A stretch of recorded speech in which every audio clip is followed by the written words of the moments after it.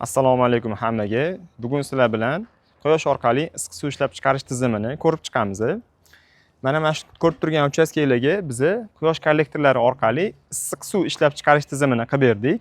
Video davomida hozir sizlarni qilgan ishlarimiz bilan tanishtiramiz. Hozir sekin sizlarni kotelniy xonaga olib kiraman. Kotelniy xonada nima ishlar qilganimizni, undan keyin tomga chiqib turib, tomda qilingan ishlarimizni ko'rsatamiz. Mana hozir kotelniy xonasiga tushib oldik. Kotelniy xonada ahamiyat berishingiz mumkin. Patolovda mana shu izolyatsiyaning ichida bizning tizimimizning turbalari yurib kelyapti. Sistemamizga tushib kelyapti. Bu yerdan turbalar kelib turib, boilerga ulanyapti. Ko'rayotgan bo'lsangiz, hammasi temirda qilingan. Bu tizimda juda ham suvning harorati baland yurgani uchun plasmas turbada qilish mumkin emas. Yoki metalloplastik turbalar bor, ichida alyuminiy bor, ularda ham qilish mumkin emas. Chunki ichida yuradigan suvning harorati ba'zi bir paytlarda 150, men o'zim ko'rganim 170 gradusgacha suv aylanadi. Unaqa haroratli suv plasmas turbamizni eritib yuboradi. Shuning uchun tizimimizda oddiy qora turbadan foydalangan joylarimiz bor, nerjavikadan foydalangan joylarimiz bor, joyiga qarab turib ishlatganmiz. Endi ba'zi bir joylarda, obyektlarda uy egasining o'zining talabiga qarab turib, menga misdan qilib bering degan joylar ham bor, misdan qilgan joylarimiz ham bor. Muhimi, qora turbada qilinadimi, nerjavikada qilinadimi, misda qilinadimi, baland haroratga chidaydigan turbadan foydalanishimiz kerak. Endi tizimda nima qilganmiz? Mana boilerni ikkita teploobменный boiler, bu ya'ni ikkita zimeyvikli boiler hisoblanadi. Tepasida alohida o'zining zimeyviki bor, pastida keyin yana alohida o'zining zimeyviki bor. Pastki zimeyvikka biz kelib ulanganmiz. Yo'liga ketaverishiga alohida termometrlar qo'yganmiz. Bu termometrlar orqali podachamiz necha kiryapti, obrotkamiz necha chiqyapti, mana shu narsani ko'ra olamiz. Undan tashqari mana shu teploobменныйimizga havo qamalib qolsa, qamalib qolgan havoni chiqarib oladigan joy bo'lishi kerak. Biz avtomatik havo chiqarib oladigan soldatchilar qo'yganmiz, podachaga ham, obrotkaga ham. Bu narsa tizimga kirib qolgan havoni, qamalib qolgan havoni avtomatik o'zi chiqarib yuborib, ichidagi suvni o'zi ushlab qoladi. Tizimda nima aylanadi? Oddiy suv aylanadimi yoki qanaqadir antifriz aylanadimi deyshadi.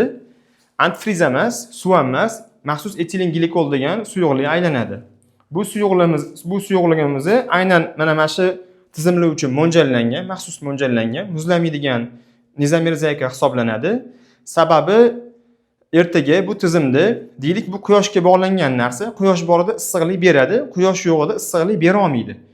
Misol uchun qish sovuq kunlarida quyosh yo'q, qorong'i tushdi, -7, -10 gradus bo'layotgan bo'lsa, tizimdagi suv, oddiy suv quygan bo'lsa, yaxlab qolishi mumkin. Shuning uchun oddiy suv quyish mumkin emas. Maxsus suyuqlik, etilen glikol yoki propilen glikol quyilishi kerak. Bu aynan o'sha issiqlik tashuvchanlik suyuqliklari hisoblanadi. Endi bu suvlarni qanaqa qo'yamiz sistemaga, qayerdan to'ldiramiz? Ertaga bu tizim bir xilla ko'pchilik aytadi, qaynab ketyapti, qaynagan suvni nima qilaman men? O'sha qaynamasligi uchun nima qilishim kerak deyshadi. Mana shu joyda bizning asosiy tizimimizning bir qismi joylashgan. Ya'ni bu bochkamiz nerjavika bochka. Biz bunga etilen glikol to'ldiramiz.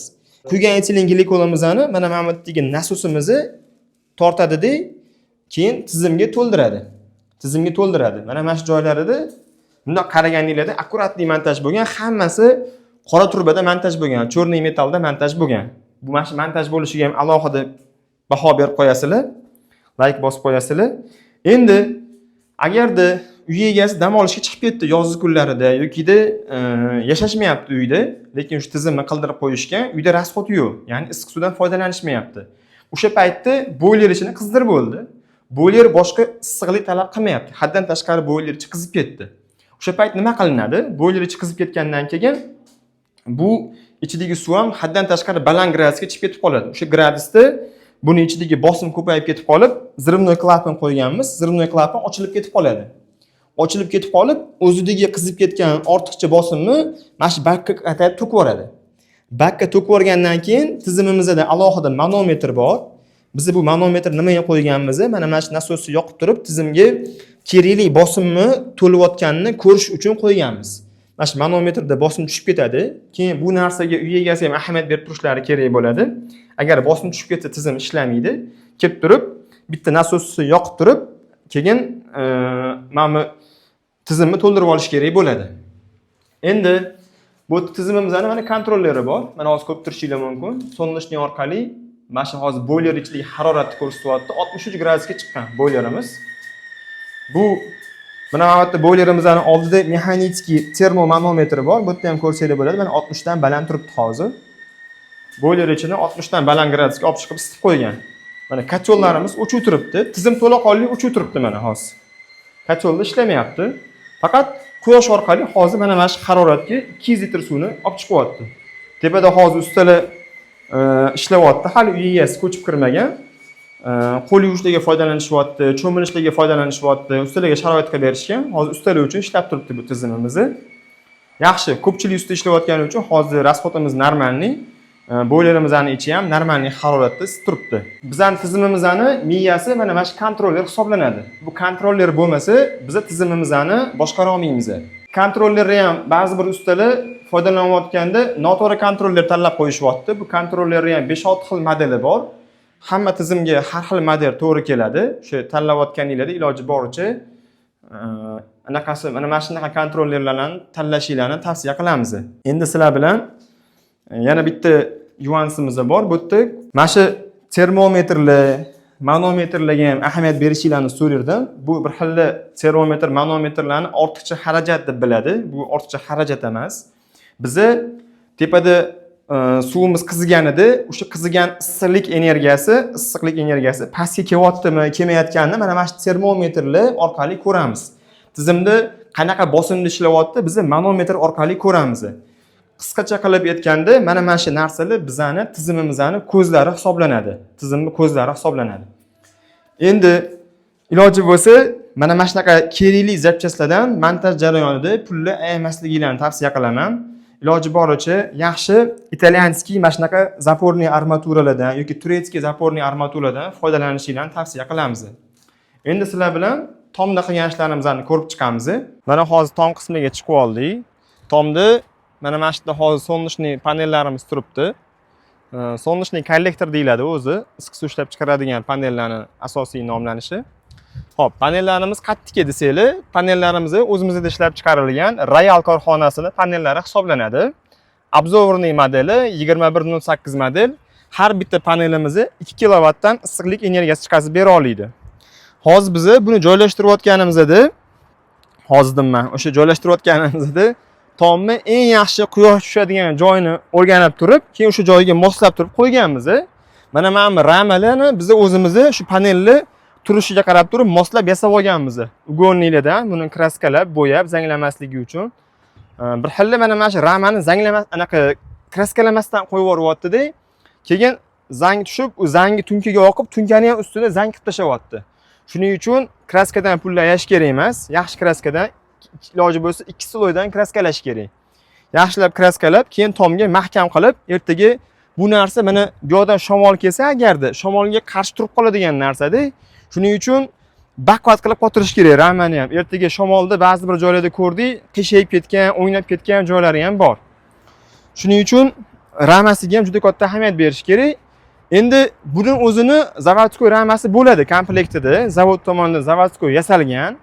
Lekin u ramani ham gorizontalniy tekis joyga qo'yilishi kerak-da. Gorizontalniy tekis joy tomda juda ham qiyin topishdi. Mana bu terassali tomlarda topsa bo'ladi. Lekin bunaqa oddiy tunka bilan yopilgan tomlarda topib bo'lmaydi. Shuning uchun biz go'da zavodskoy ramasini uy egalari ham olib qo'yadi.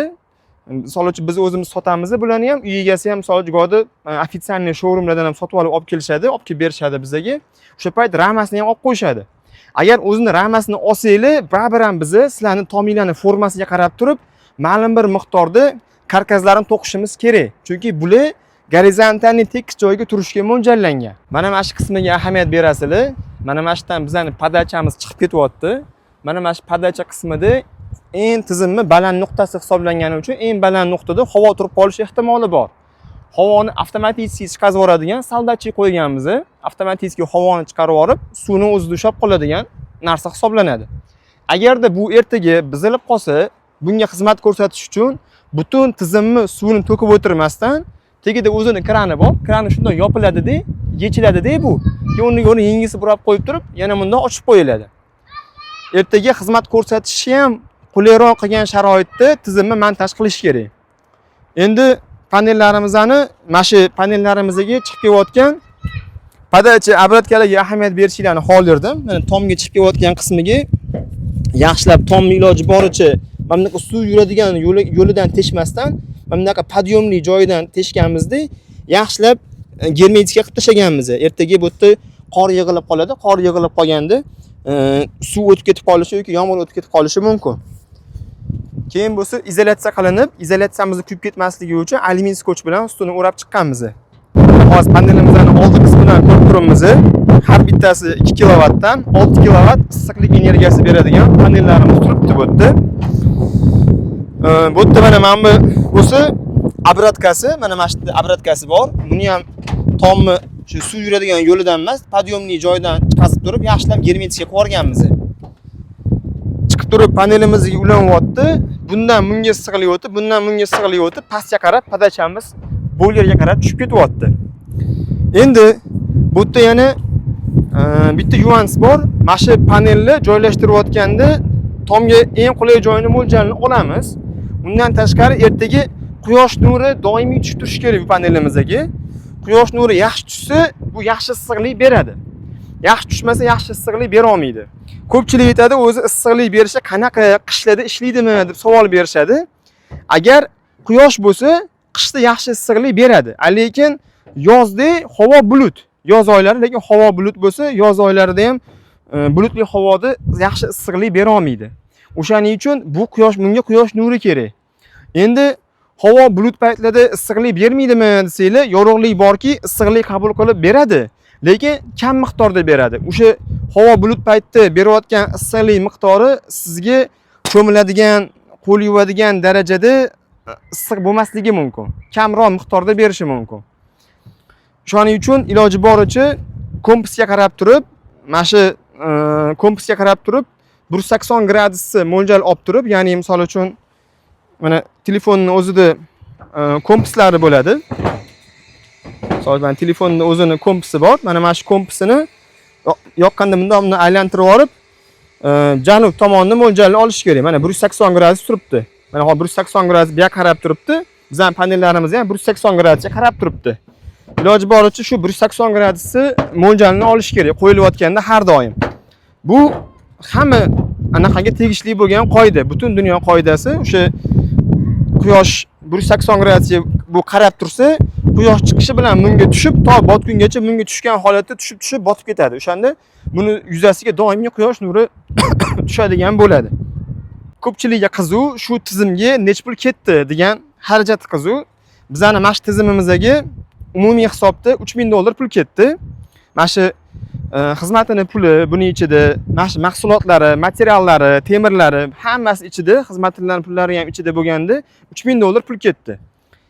Endi agar sizlarga ham shunaqa sifatli quyosh orqali issiq suv ishlab chiqarish tizimlari kerak bo'lsa, bizning jamoaga murojaat qilinglar. Biz bilan loyihasi bilan ham shug'ullanamiz.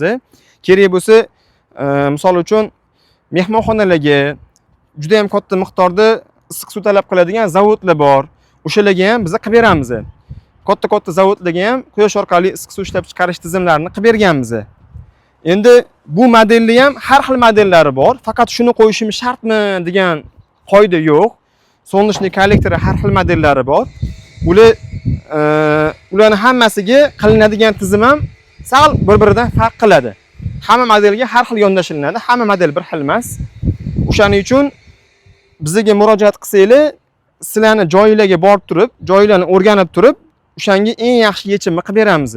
Mana hozir so'z isboti bilan qo'limdagi mexanitskiy manometr kirib kelayotgan sovuq suvimizning harorati mana hozir sovuq suv taraf 15 gradusli sovuq suv kirib kelyapti.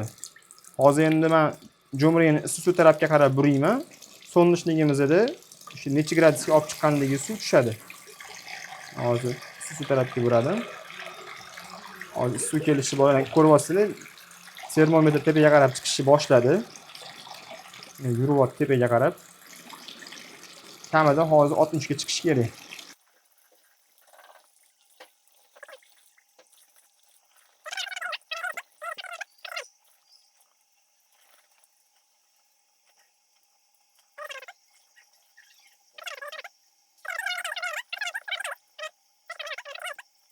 Ga deyarli chiqdi. Hozir ozgina tursa menimcha 60 dan ham o'tadi. Ozgina tursa. O'zi qoidasi bo'yicha issiq suvni eng maksimal gradiyasi 60 gradus hisoblanadi. Chunki 60 gradusdan baland gradus kelgan issiq suv insonni qo'lini kuydirib qo'yish xavfiga ega, kuydirib chandirib qo'yish xavfiga ega. Shuning uchun o'zi ko'pincha do'q kontrning kotyollarda bilsanglar, issiq suv kontrida issiq suvni maksimalni belgilamoqchi bo'lsanglar, maksimalning harorati 60 gradus bo'ladi. Mana hozir bu ham 60 da turibdi deyarli.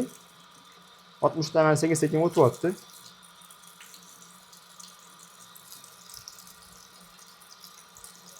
O'tyapti. 62 ko'ryapti. Bo'ldi, o'chiraveramiz.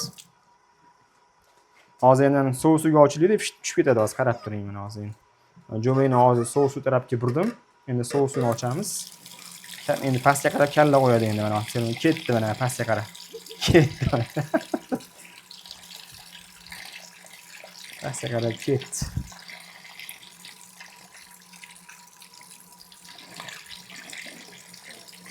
Bo'ldi. Mana so'z isboti bilan ko'chadan kirib kelayotgan sovuq suvimiz 15 gradus, bo'ylarimizga turgan harorat bo'lsa 64-65 gradus atrofida edi. Quyosh orqali biz hozir mana shu natijaga erishyapmiz. Bu bepul ekologichniy energiya hisoblanadi. Kimga agar shunaqa tizimda kerak bo'lsa, bizga murojaat qilaverasizlar. Sog' bo'linglar, salomat bo'linglar.